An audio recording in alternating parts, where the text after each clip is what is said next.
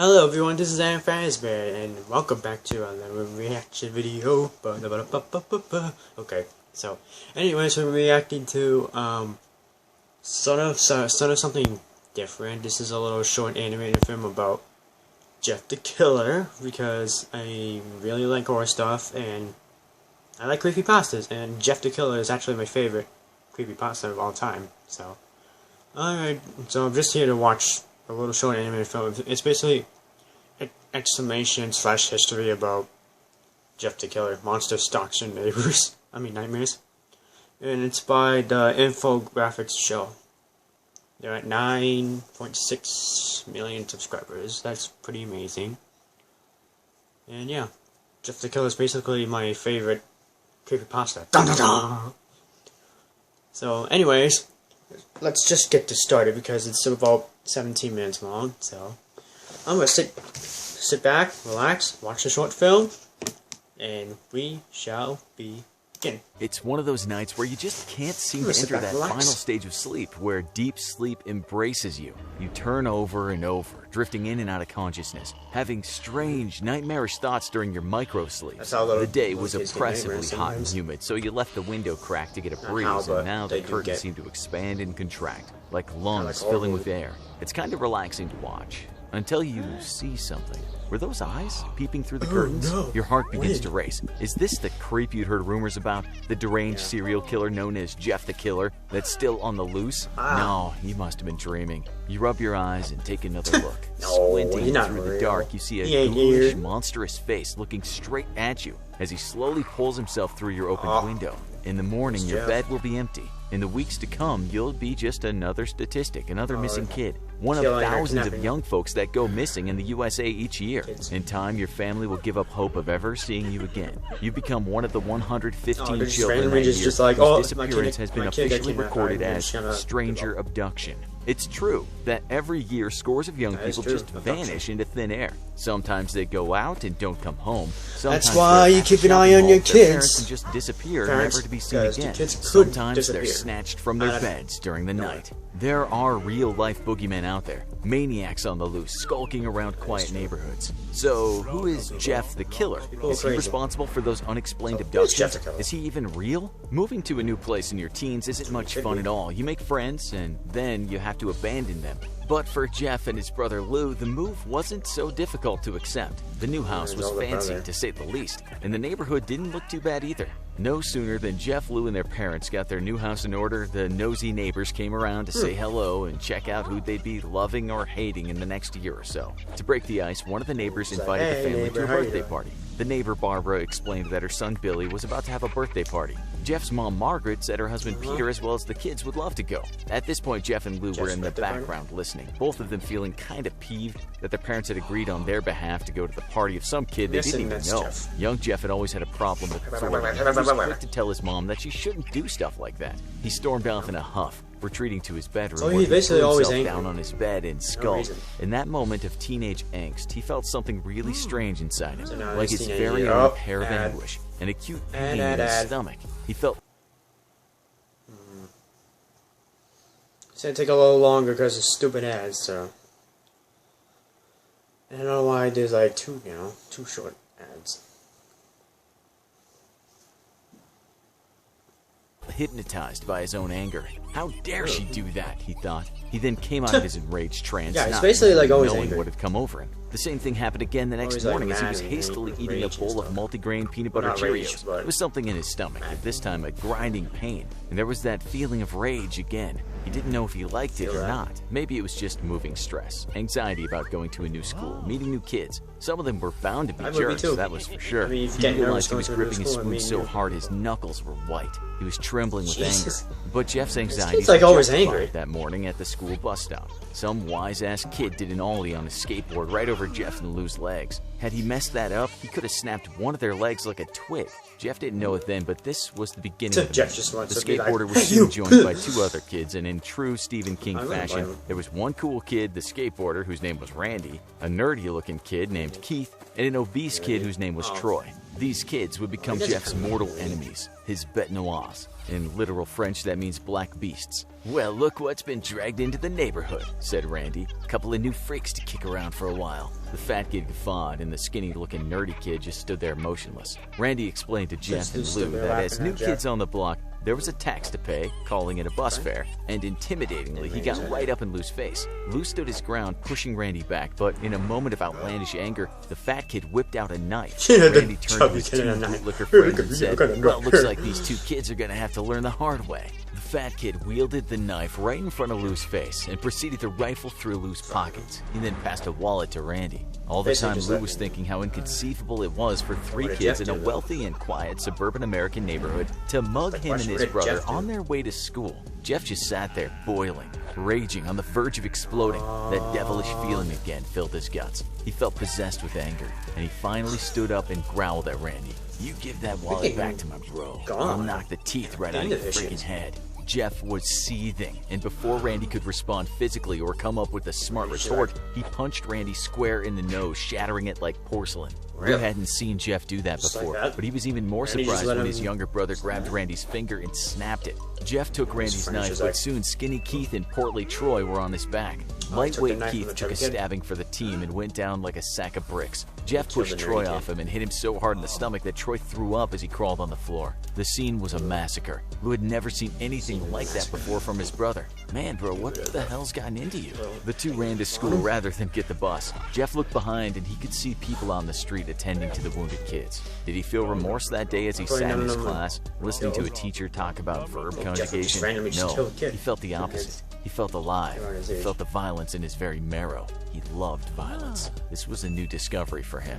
Part 2. Jeff the Maniac. Jeff got home that evening and his mom asked him how school was, to which Jeff replied, "Awesome," as the sweet memory of the beating and the smell of someone else's blood filled his senses. But as things tend to go, Jeff wasn't exactly off the hook for executing what the justice system calls a serious assault, not to mention using a deadly weapon on a child. The cops turned up at Jeff's house and explained that their son's outstanding wrath had caused some serious injuries to 3 kids that lived in the neighborhood. Jeff, as stubborn as ever, explained to the cops and his distraught parents that he'd been the victim of the violence, and he had only retaliated in a comparable fashion. "Comparable?" said one of the cops. "I got 2 kids in the hospital with stab wounds, and another kid that looks like he's been kicked in the stomach by a racehorse." Jeff had to try really hard not to smile. He bit his lip. What could he do, though? The game was up. There were witnesses. There was forensic evidence. Okay, Jeff said. "It was me, but I was only sticking up for my bro. Those guys pulled out the knife first. I just finished it."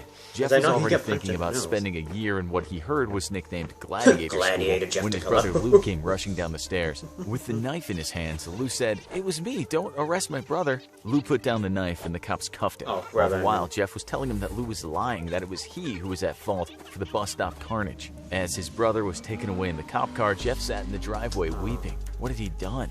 For days, Jeff stayed in his bed with the curtains closed. He couldn't go to school. He couldn't even sleep. He just lay in bed, depressed, feeling as if darkness had chosen him, abused him, manipulated him. After a few days, something unbelievable happened. His mom waltzed into his bedroom as if nothing had happened, as if she hadn't just lost her son to a brutal penal system, possibly for many years. She just whipped back the curtains and jovially exclaimed to Jeff, "Guess what day it is?"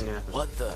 thought Jeff. "Has this woman lost her mind?" "It's party day," said his mom. "You remember, before all that nonsense with the knives, we were invited to Billy's birthday." Nothing happened. Jeff was rather displeased with his mom's lack of empathy. "Come on, Jeff," she said. "So your brother's gone for a while. Don't let that spoil an otherwise beautiful sunny day. You'll always be my beautiful son. Let's go have some fun."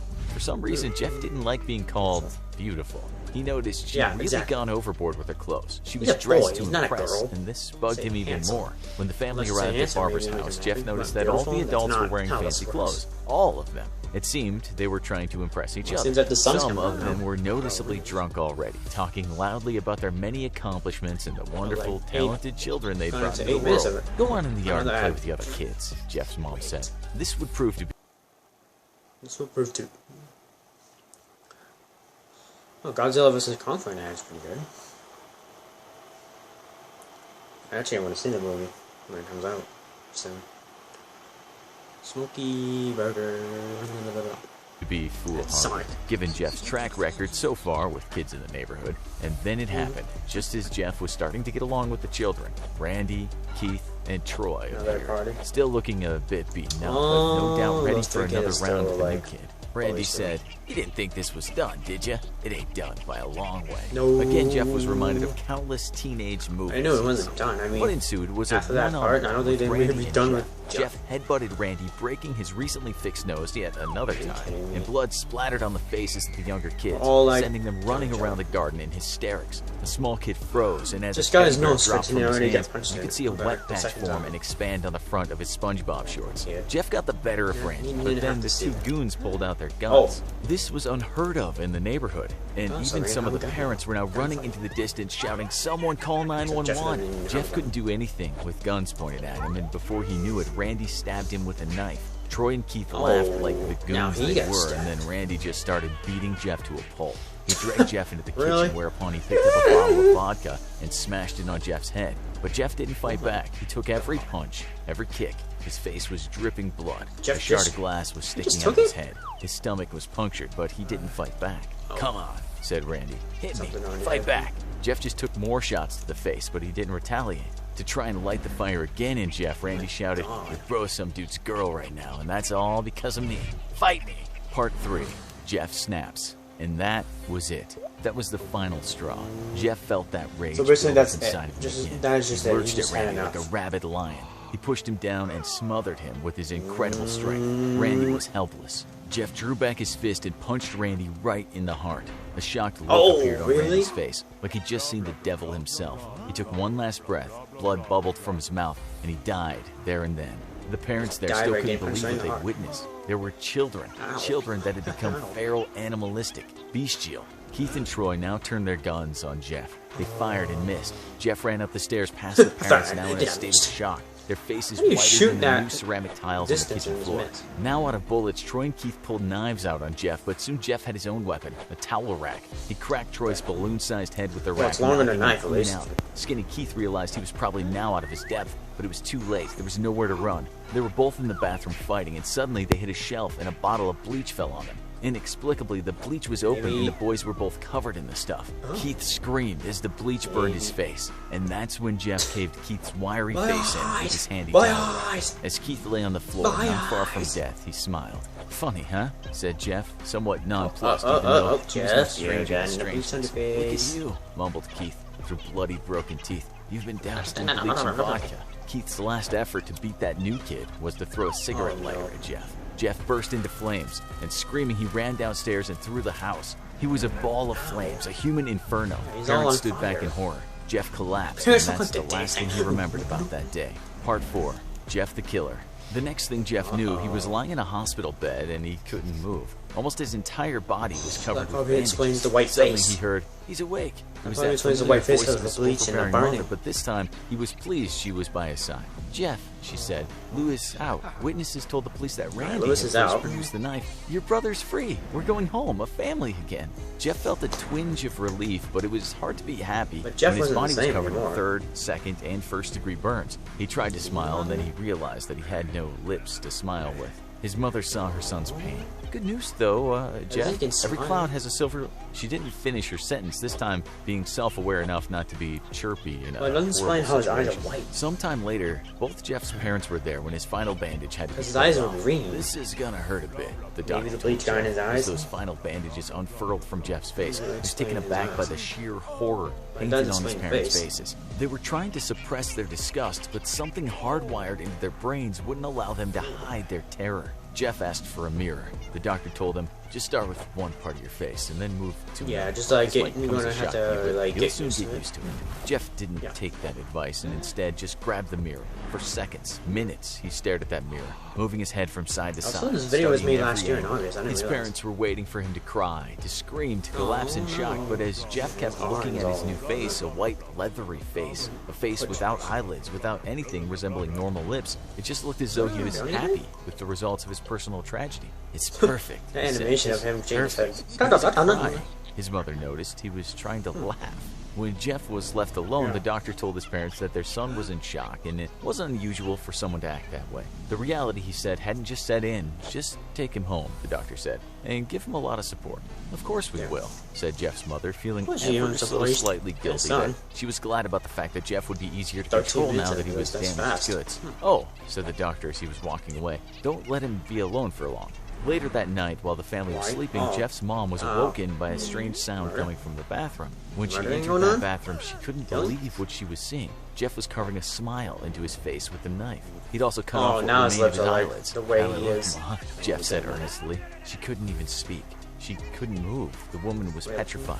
What's up, Mom? Don't you think I'm beautiful anymore? Yeah, she said, while slowly backpedaling out of the bathroom. You are my beautiful son. You'll always be my beautiful little honeypot. She then ran forward, got Jeff's dad, and the two of them tried to wrestle the knife from Jeff's hand.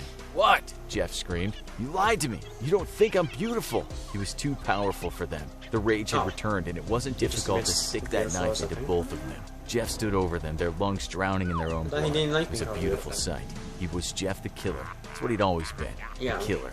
He had one last stop before he left the house and fulfilled his own prophecy. Jeff walked into Lou's room. Standing at the side of his bed, put his scarred, leathery hand over his brother's mouth. Lou suddenly looked at Jeff with wide open eyes as his dear brother sunk a knife deep into his stomach. Shh, said Jeff. Just go to sleep.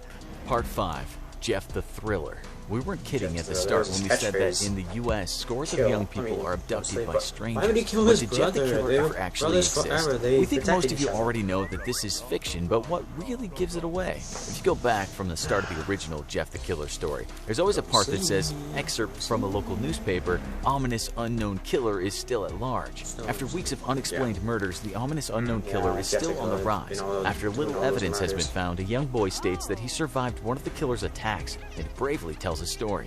Okay, so first of all, the headline of that story, Ominous Unknown Killer is Still at Large, would never be a headline in any newspaper anywhere. Trust us. We have former journalists and editors on our team of writers. The writer of Jeff the Killer seems to have found that adjective ominous and then gone and used it wherever he can. Secondly, the first paragraph is badly written. Listen to this. There, in the little ray of light illuminating from between my curtains, were a pair of two eyes. These weren't regular eyes, they were dark, ominous eyes. Ominous again. But the grammar also isn't corrected in the first sentence. As for a pair of two eyes, that's called a tautology, and no news editor on Earth would allow that to go to print. So we know at the very beginning that this tale is not true. If the point was to make it sound believable, the Jeff the Killer writer messed up right at the start. As for a young boy attacking other young boys and going on a murder spree, well, there just haven't been any murder sprees of this kind since the story was first published in 2011. So what about Jeff's amazing heart-stopping strength? Well, let's just take a giant leap and say Jeff was possessed and had superhuman strength for a 13-year-old kid.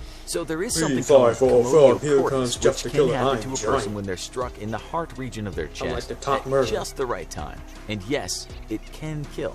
You can actually find quite a few stories of when this has happened to young people, although baseballs were the killer, not punches. What about Jeff going up in flames after having a vodka bottle smashed over him and being doused with bleach? Firstly, not much vodka would have gotten on Jeff. Secondly, you couldn't set a person on fire if you splashed vodka on them. It's not flammable enough. Remember that Keith somehow threw the lighter? We're guessing it was a Zippo lighter with a wick. But even then, vodka?